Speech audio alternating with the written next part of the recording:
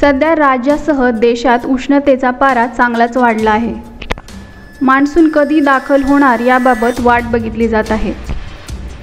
अशातच हवामान विभागाकडून एक महत्त्वाची माहिती देण्यात आलेली आहे।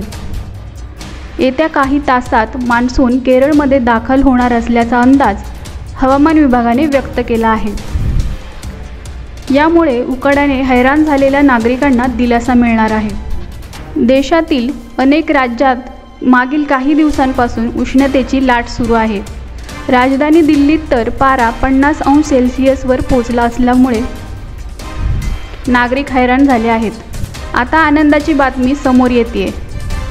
नागरिकांना उकाड्यापासून दिलासा मिळणार आहे। गेल्या काही दिवसांपासून मोसमी वाऱ्याचा वेग काहीसा मंदावला होता, पण आता मान्सूनच्या प्रगतीला पोषक वातावरण तयार होत असून मोसमी वारे हळूहळू पुढे सरकत आहे।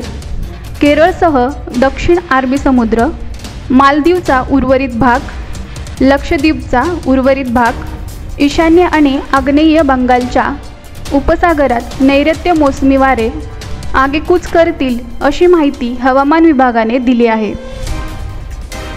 तसंच येत्या 10 जूनपर्यंत मान्सून महाराष्ट्रातही दाखल होणार असल्याचंही सांगण्यात येत आहे।